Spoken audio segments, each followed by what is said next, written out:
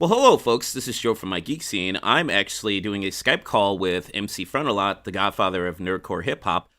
Um, MC Frontalot, how are you doing today? I'm doing great. How about you? Well, not too bad. Not too bad.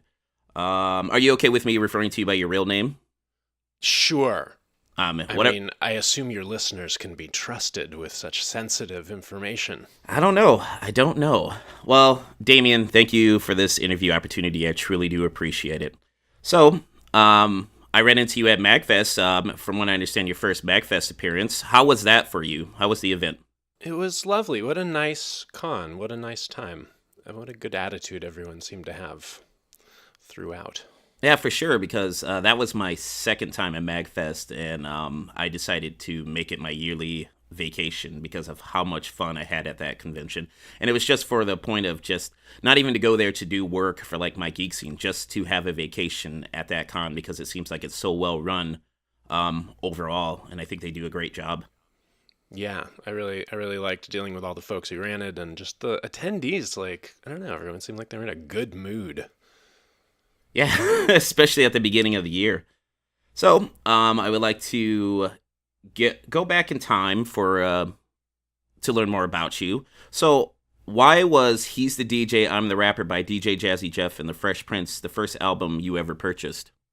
Well, it was the first CD I ever purchased. I'm sure we have MTV to blame for that. The parents just don't understand video, and whatever the follow-up single was, they were so like bright and cartoony and fun, and I was, 14 or 15 years old, and it was very appealing to me. Plus, I don't think Will Smith gets all the props he should. He was pretty good at rapping as far as 1990 went, or 89 or whenever that was. Oh, for sure. I mean, like even the theme song to Fresh Prince of Bel Air. I mean, most people once you just start up like the beginning lyrics to that will be able to finish that song. That's true. I Now, cannot. he, Personally. okay, that's fair. Also, I would like to go over your influences. Favorite songs or albums by MF Doom?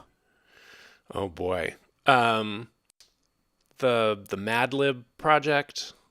I Mad liked Villainy? so much. Yeah, and the Food, and I don't know, I didn't realize becoming like a MF Doom fan in whenever the early aughts that he was that like teenager from Gasface, from the Gasface video, and that I had already enjoyed a little bit of his work over and over again in high school. Okay. What was going through your mind when you first heard Doom? His like full sentence rhyming is insane. I think any rapper who is exposed to that, like their ears perk up and they're like, "Holy shit, what's going on?" Like he just rhymed 20 syllables. Yeah, man, while doing research on a few rappers, his name kept coming up, so I did listen to Mad Villainy, and I did listen to Food, and I was just like, I'm not a huge hip-hop head myself, but I was like, wow, this is, like, even, like, the beats themselves, I was like, wow, this is really, really good. Yeah, I think he mostly makes his own. I mean, not when he's doing those producer projects like with Madlib, but I think mostly he does his own beat work, and he's sort of an auteur. Plus, he's always got the mask on, which makes him seem like, a real figure of international mystery. Yeah, even going as far as to send imposters to concerts to perform for him, too. Right, I've heard that he does that. That's hilarious. Yeah, but would it be hilarious if you were, like, in the audience wanting to see MF Doom, and then you just got an imposter? No, but I feel like the non-hilariousness suffered by that one concert-going crowd pales in comparison to all the hilariousness that those of us who hear about it later can experience. Yeah, that's fair enough. Why is Tom Waits' Bone Machine an important album for you? Oh boy, that's a good record. It's so dark and brooding, and yet it makes me so happy to hear any track off of it. And it's just so, like, the beats are so hard.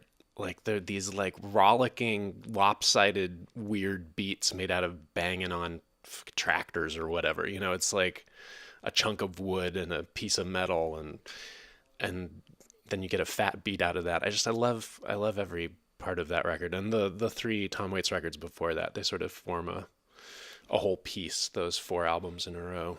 Your Swordfish Trombones, Rain Dogs, Frank's Wild Years, and Bone Machine.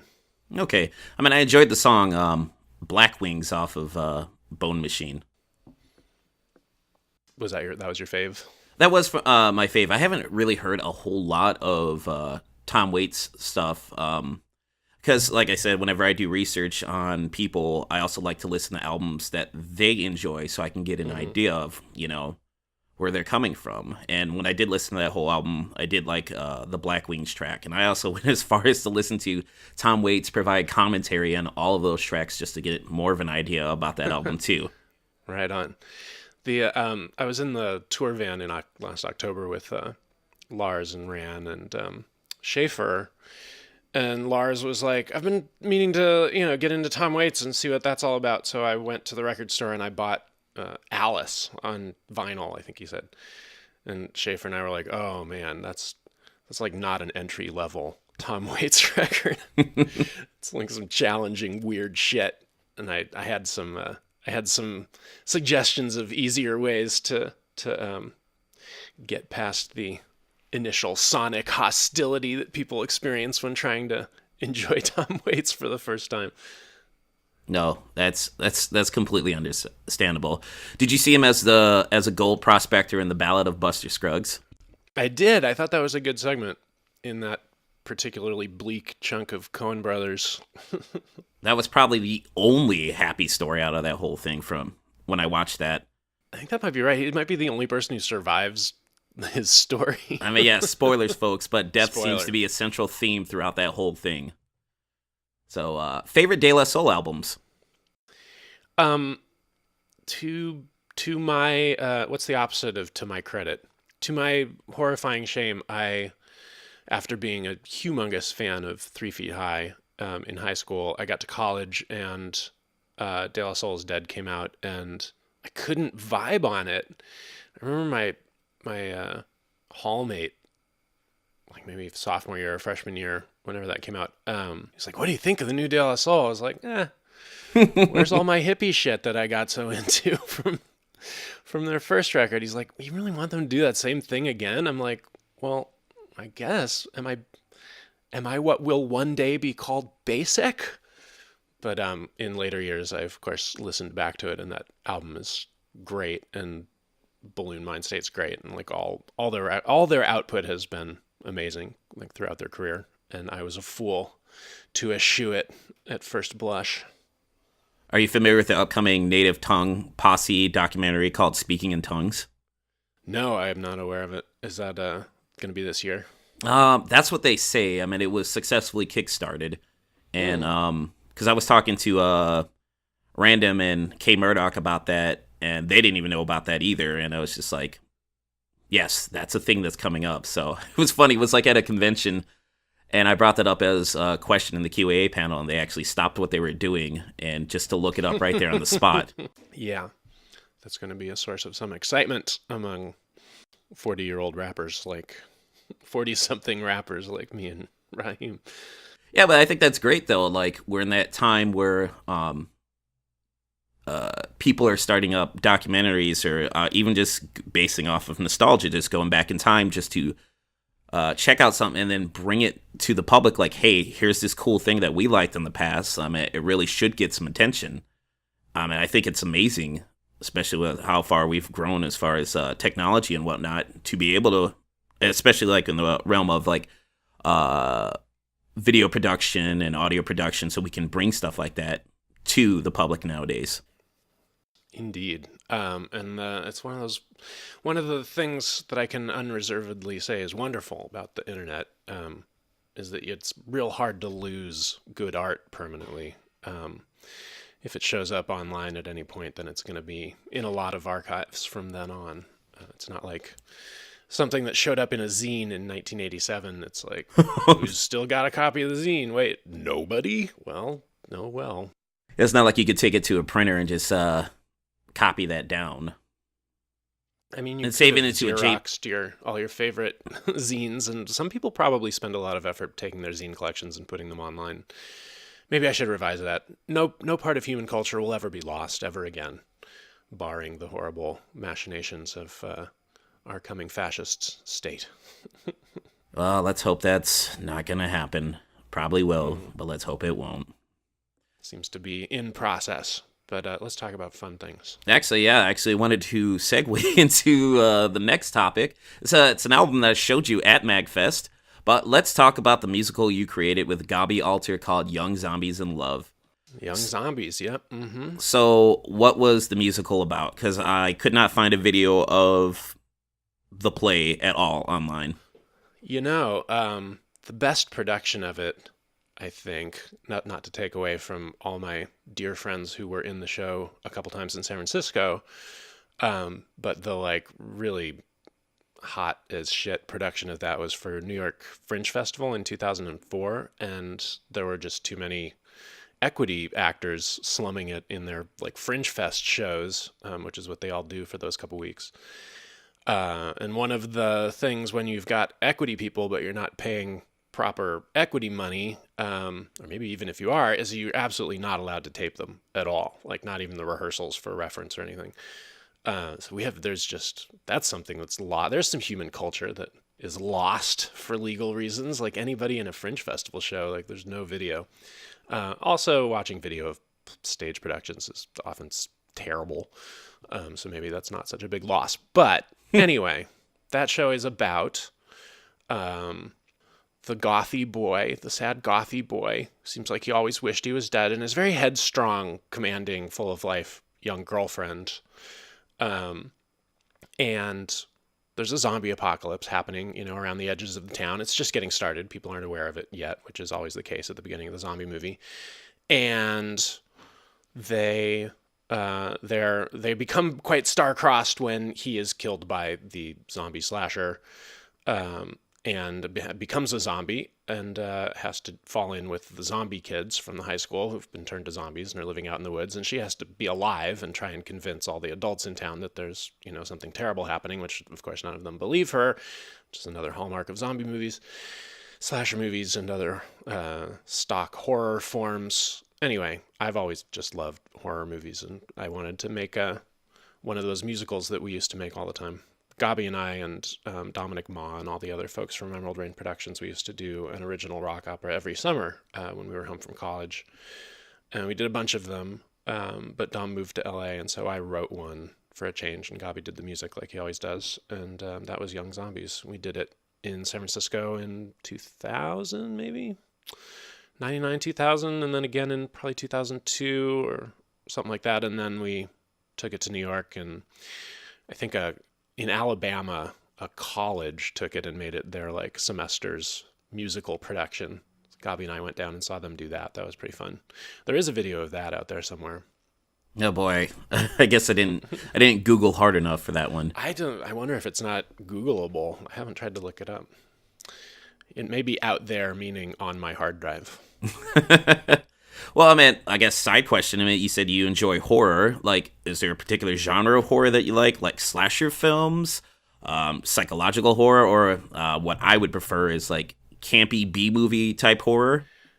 Yeah, the horror comedy has always had a place in my heart. I think Evil Dead 2 was my favorite movie when I was a teen. Nice. And Return of the Living Dead was up there, which is also hilarious. But it's a horror movie. It's like a straight horror movie, pretty much. I love the dark comedy horrors. John dies at the end. There's a million of them.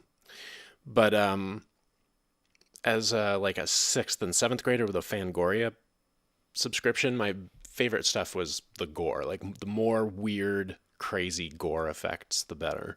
And I thought I wanted to be like a makeup effects person when I grew up professionally, and instead I have to be a rapper, but that's fine. I'll deal with it.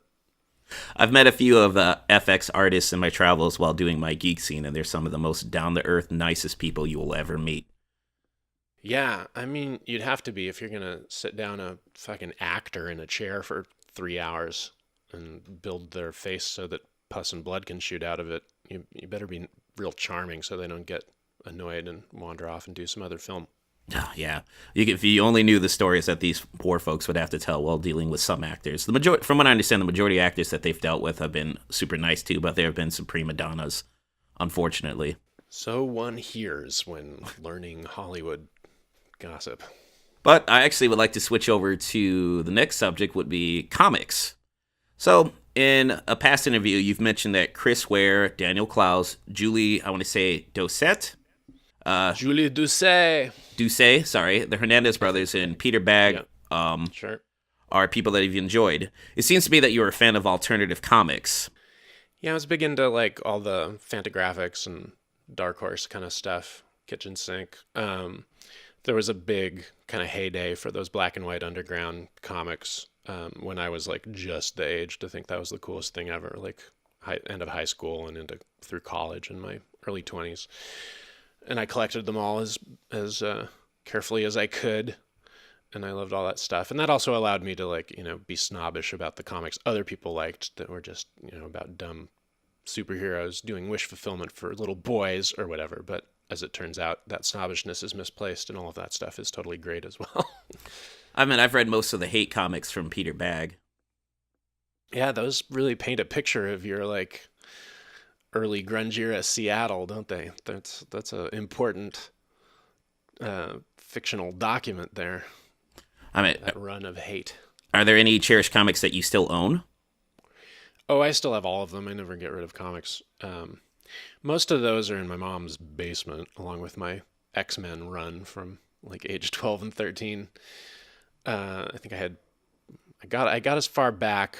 It's hard to go backwards on building a comic book run, right? Because people know that they're good and then they get expensive. But I managed to save up enough allowances to get back as far as, I think, 150, X-Men 150. And then my last X-Men in that run is probably whatever was being published in mid-1992 or so. Oh, okay. When I quit. So that's like a couple hundred, got a couple hundred mint X-Men's in a row. I wonder if they're mint anymore. Like, I did not spring for the crazy acid-free fucking plastic bags or whatever you're supposed to keep them in. I'm sure I've got them all too tight in those coffins because that's a mistake that children make. I just deal with trades. I just recently bought the entire run of Preacher and Hellboy through Amazon. There was actually some solid deals on both of those. Hellboy I love. Preacher, I remember not liking it that much in college. And then I remember, although I read it, and then I remember watching the TV show and thinking, wow, this is great. I should go back and read the comic again. And then it was even worse than I remember. I really don't care for Preacher. Hellboy is awesome. Hellboy is really good. Have you ever read Transmetropolitan by Warren Ellis?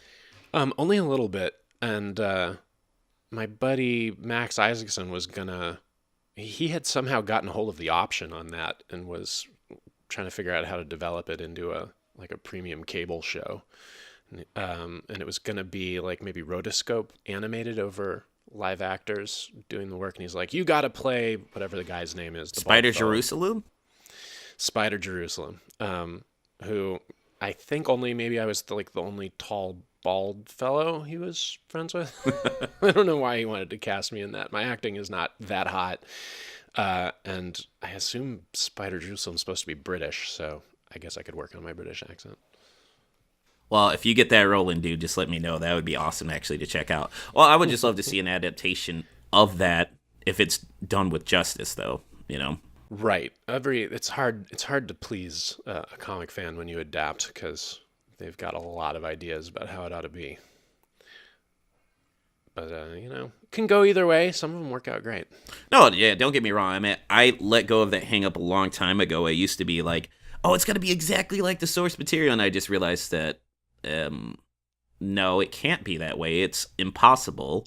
And also, it's like, treat it like, if I'm going to get super nerdy here, like a DC Elseworlds version of it, and it'll work out, and that helped me relax a long time ago instead of getting so frustrated about stuff. Yeah, that's one thing all of us as nerds need in our lives. Good mental avenues that will end in the cul-de-sac of relaxation and chilling out about things. So your album covers featured art from Bill Sienkiewicz, Jonan Vasquez, Tony Moore, David Malky for the latest one, and Evan Dorkin, to name a few. Which artists on your bucket list, are there any artists on your bucket list for future album covers?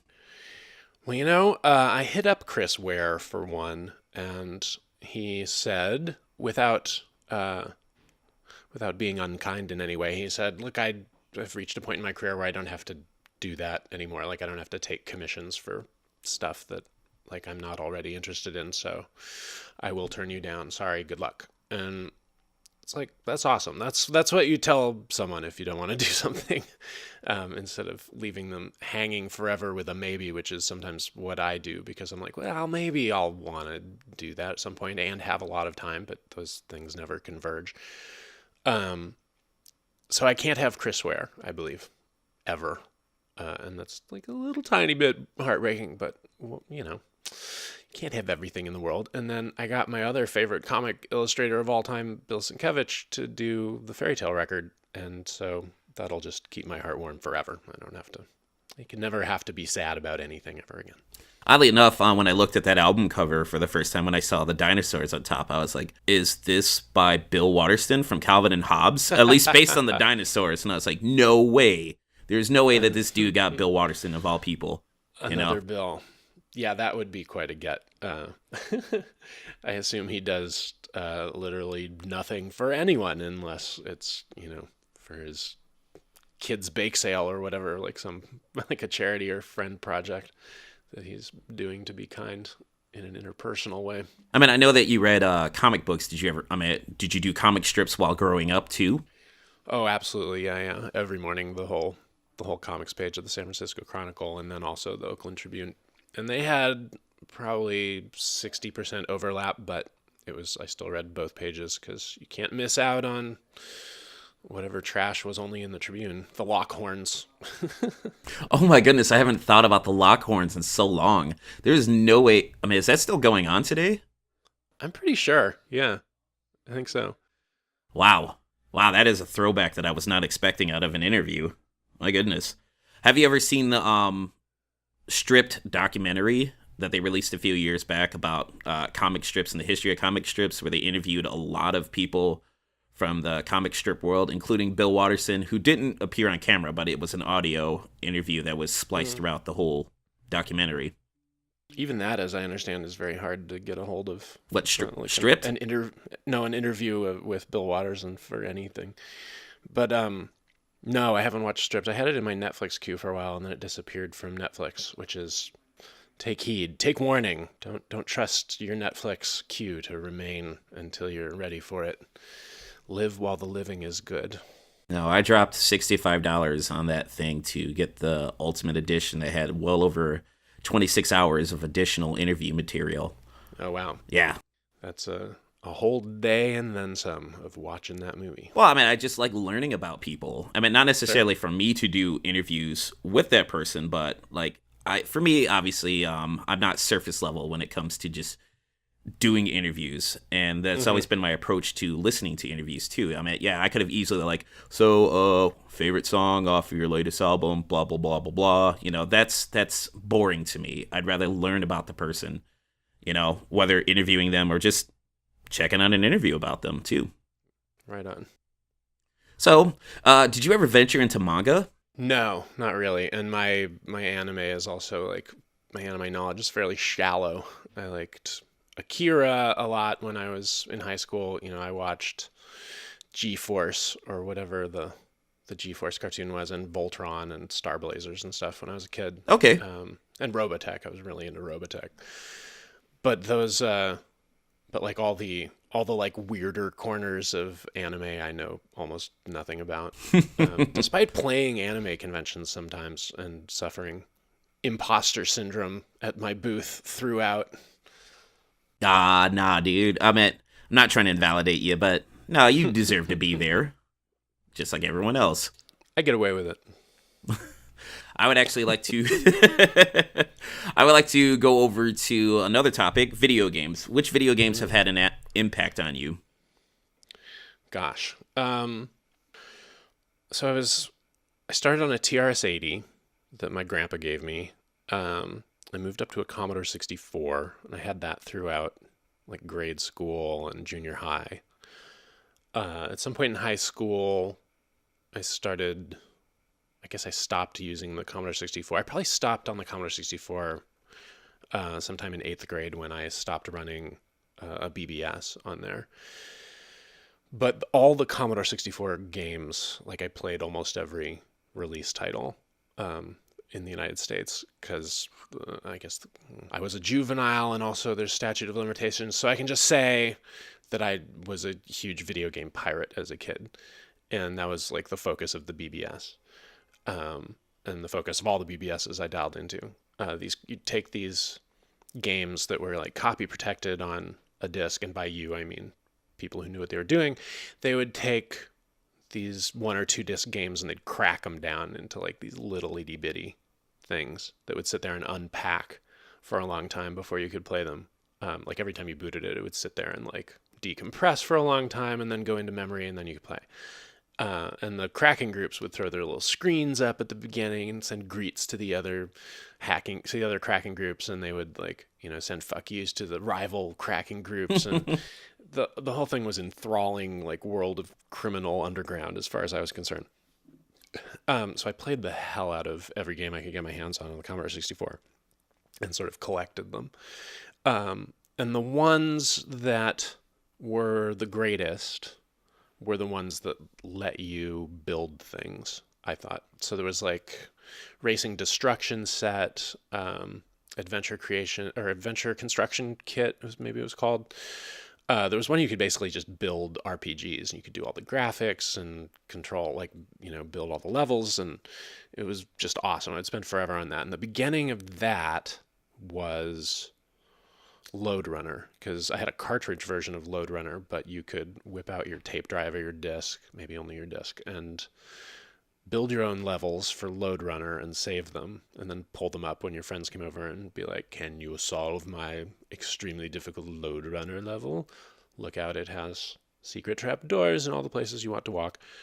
And there was something about video games not just being this thing that you put a quarter in, or that you load up and move the joystick around and try and not get killed, but like a thing where you had a creative outlet that I found thrilling. And the games that I have like a gajillion hours logged on Steam are ones like that. Factorio, the last few years I've played a lot of. I'm gonna crack open my Steam real quick. I've never played any Minecraft because it just seems kind of weirdly ugly to me, but all of those are kind of in the, like, Minecraft has latched onto the thing that I'm talking about and shared it with like all the kids on Earth, and I think that's great. Like that's a good way to have your gaming habit shaped by like a creative canvas that you can just paint all over. Cities Skylines I've played a lot. That's certainly a building game. What is the one that I have spent 700 hours on? 700 hours? Wow. Yeah, technically. Oh, Starbound. Starbound is like kind of a 2D Minecraft-y thing, and it's so fun and vast. No, I've only got 261 hours logged on Starbound. Oh, okay. Let's check Factorio. 1,619 hours. Damn, dude. But I will say that's a lot of like leaving it running for a week. That's mind-blowing. I mean, I barely have enough time to play video games now between doing this and like my real job and my girlfriend. Sure. I just try to sneak in stuff. Currently I'm playing Red Dead Redemption 2, but that's going to stop pretty soon because Kingdom Hearts 3 comes out next week, so it's just so much. I'm lucky enough to not care about Kingdom Hearts, and so I can keep playing Red Dead until I'm good and sick of it. Red Dead's been blowing my mind. It's really quite good. I loved that first one, the Red Dead Redemption. I loved, and then I like got all the herbalist challenges on that shit. Like I thoroughly 100%ed it, even after I was long bored with replaying any story missions. So I had high hopes for the second one. And I was worried a little bit about Red Dead Redemption 2 because it starts real slow. And it seems like it's just going to be kind of like boring half the time. And then I figured out how to get into it. And now I'm like really into it. Doesn't seem boring at all. It seems just like naturally paced, and kind of everything that sort of slows you down about it makes it feel more immersive to me and real. And I dig it. Yeah, I dig it a lot too. I mean, just searching. I mean, I just have fun exploring just for the sake of it and just coming across the random encounters and whatnot. It's been a great game. And the time just goes by so quickly on it. And I'm like, no, I have to go to bed now, so I can get up to do this MC Frontalot interview later on today. So yeah. Sorry about that. No, it's all good, dude. I mean, this is all that I've been hoping for. So I was so glad that Random made the introduction for us, so I can at least get to talk to you. And this has been it's my pleasure. This has been my pleasure too. I've been thoroughly enjoying this. But next question: thoughts or hopes for the upcoming sequel to Psychonauts? Yeah, Psychonauts is one of my top 10 games of all time, and I met Tim Schafer at like the release party at Comic-Con for Brutal Legend. And I was like, "Hey man, Psychonauts is so great. I install it like every 18 months and play it all the way through." And somehow I said that wrong to him, I think. And he like looked at me, he's like, 18 months, huh? That's like how far you go between playing one of your favorite games? Huh. All right. And he was kind of like done with me. Like that wasn't the right amount of time to have said wow. Spend between sittings of Psychonauts. I also might have been drinking or stoned or obnoxious in some other way. I don't know.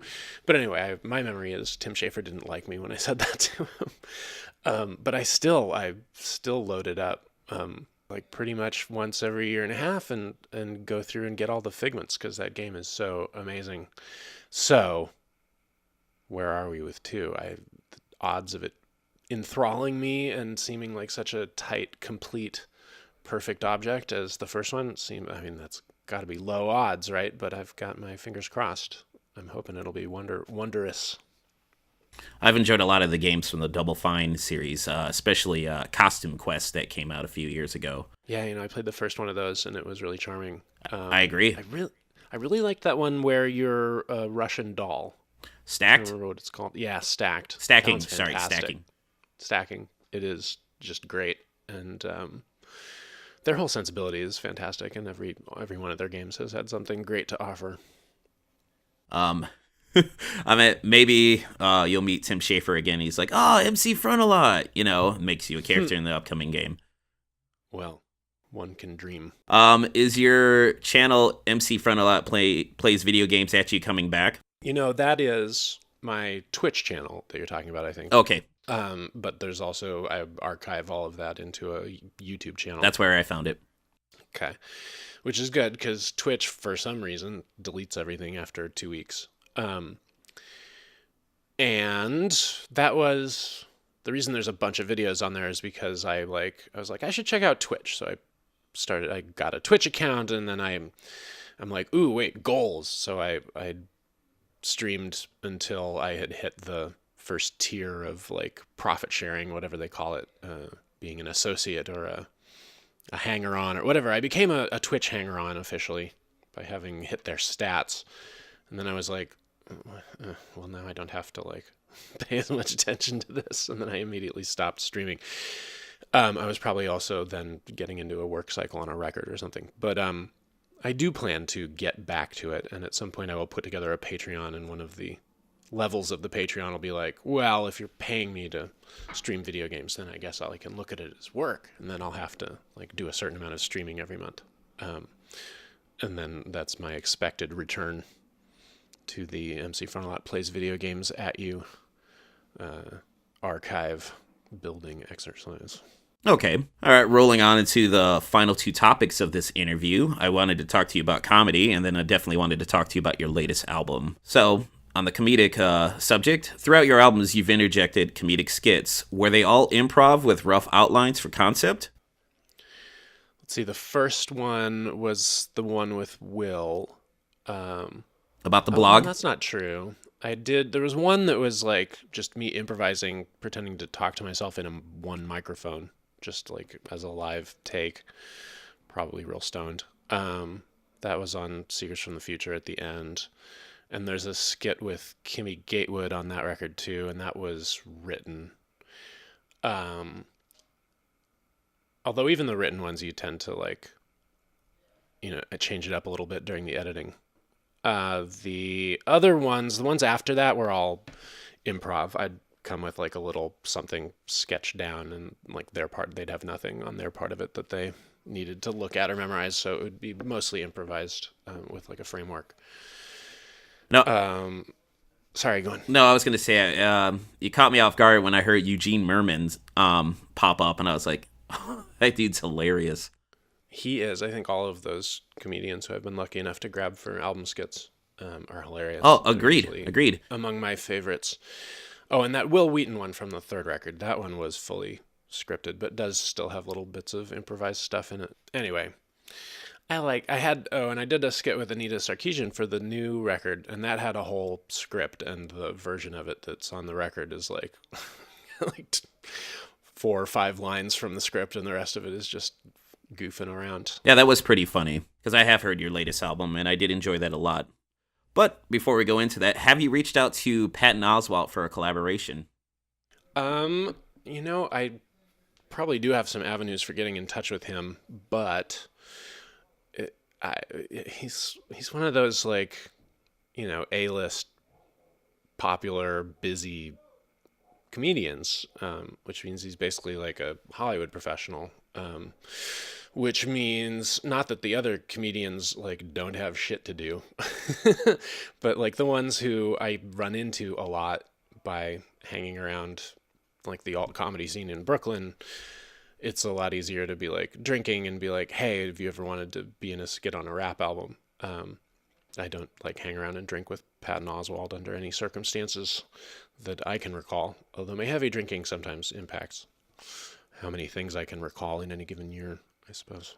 I think Patton would be down for it, though. Do you? It's like, well, okay, if I had a budget for it, I'm sure I could approach him with a... Yeah, but you've built a name as for a yourself. favor, I don't know how I could ask him for a favor, and it's always, the comedy skits are always like, I'm trying to get a favor out of somebody, and all I have in return is like, I owe you a big-ass favor, like anything I can ever do for you. That's fair. And I don't think Patton Oswalt needs me. But hey, Patton, if you're listening to Michigan Geek Scene podcast, you have an open invite to be on this rap album and probably every other rap album, because everyone with any sense loves your comedy. Yeah, like I have him on speed dial. Sure, he's already invited. Say that again. I said like I have him on speed dial. Yeah, just text him. Hey, front's ready for you, dude. If I can make that work, I'll help you out on that one. Great. Do you feel that there are any subjects that are off limits in comedy? Well, no subject is off limits, but a great many treatments of subjects or specific perspectives on subjects are off limits because they're, loathsome in various ways and take people out of the space where they're enjoying jokes and into a space of like being alarmed about how terrible things are in the real world or on the stage before them. Oh, fair enough. I generally try to ask that question to either comedians or people that are huge fans of comedy, because I always want to hear their thoughts. I mean, I don't know. Comedy's like porn, right? Like, you know it when you see it. It doesn't have an absolutely strict definition, or at least not one that I would recognize. And so, like, good comedy, successful comedy, like, makes people feel okay about it as it's happening, right? It might make them think, might make them like super uncomfortable, but when they've absorbed the whole thing and understood it as best they're able, they feel good about it. I feel like that's as close to a defining thing about comedy as opposed to, tragedy. So there are definitely a lot of ways to make jokes that feel very off limits to the whole audience, right? So you don't want to do those. No, that's completely fair. But the subjects themselves, no matter how like tragic or horrible or serious, like those can be subjects of comedy, of course. You can make a joke. You should be making jokes about like the worst and most horrifying things in the world in order to help your audience sort of process and deal the horrificness of the world around us. Yeah, Matt, thanks to Bill Hicks and George Carlin, I tried using more critical thinking when it just and questioning attitude when it came to a lot of things, like pretty much everything. Sure, those guys had a critic/rebel mindset, definitely valuable to their fans over the years. For sure. Now, let's talk about your latest album as we're wrapping this up. Net Split or the Fathomless Heartbreak of Online itself. Yeah, I gave it 2 titles there, or a title and a subtitle, like a Victorian novel would have. So, I mean, I already know what it is, but what is this latest album about? What's the central theme for it? It's a breakup record about the internet itself. Not that I'm going to stop seeing the internet romantically. I'm just going to, hasten down the bottomless shame spiral that our relationship affords both of us. And that's the idea. It's shaped kind of like a breakup record. And all the songs are, complaints about specific little things that are terrible online. And so that it can remain kind of accessible in pieces. And then as a whole, you can be like, oh, this is about, Frontalot's heartbreaking because he once felt so optimistic about the limitless possibilities of online, and now he has to deal with everyone actually being there and the many nasty hatreds and subterfuges that unlimited access for everybody affords us as a culture and as a society. I mean, as sad as the subject matter was, I enjoyed IWF, or Internet While Female. Interneting While Female, yeah. That's my friend Allie came up with that idea for a song and pitched it to me, and I was like, oh, well, that's a great idea. And looking it up, I saw that Anita had written an article with that title for somebody. I was like, oh, maybe she'll come do a skit that'll be a companion piece to the song. And all the other serious subjects, the songs on the record range in seriousness from not at all to fairly, but all of them hopefully have a sense of fun about them, even examining the tragedies. No, for sure. Do you think there's anything that can be done to change the terrible behavior, or are we past the point of no return? Well, we never want to think we're past the point of no return for any large chunk of human experience, right? But some people, some of the lousy people on the internet are probably past the point of no return and should have their AOL accounts taken away.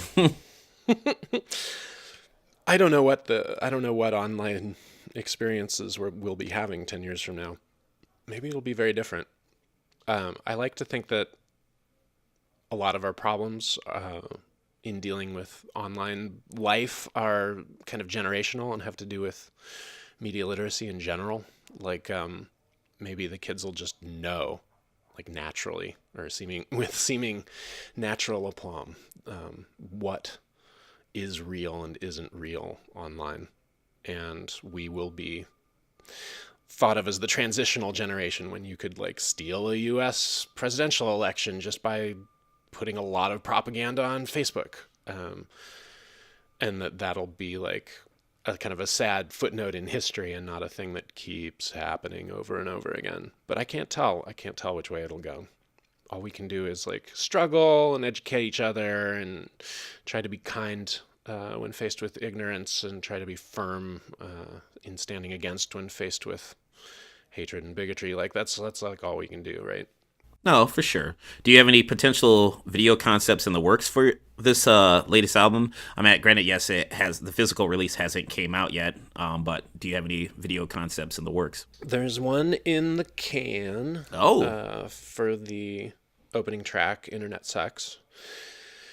And I'm talking to some folks about getting a couple of other ones worked up that hopefully will come out when the record comes out March 8th or shortly thereafter, within the first couple of months. All right, I guess that answers my the next question. When was the album going to come out? So March 8th? March 8th, worldwide. Get your Spotify's ready, etc. Fair enough. Now, if people wanted to find out more about you online, where could they go? Frontalot.com is the clearinghouse. I am most active on Twitter, I'd say, day to day, if you would like to hear about whatever nonsense I'm thinking. At any given moment, the Twitter remains. Okay. And final question, what would you like to say to your fans throughout all the years? I guess the main thing is thank you. Thank you very much for letting me do this as my job for the last 15 years. It's been so much better than any other job I can imagine having. Yeah, design work. Yeah, design work was a good job, but clients giving you changes right before the deadline is not as wonderful as fans being a little annoyed that you delayed your record release. It's all good. It's all good. Well, Damien, thank you so much for this interview. I really do appreciate it. It is, again, my pleasure, Joe. Thanks for having me on. Yeah, no problem. Well, folks, this is Joe from My Geek Scene here with Damien, a.k.a. MC Frontalot. Take it easy. Bye-bye.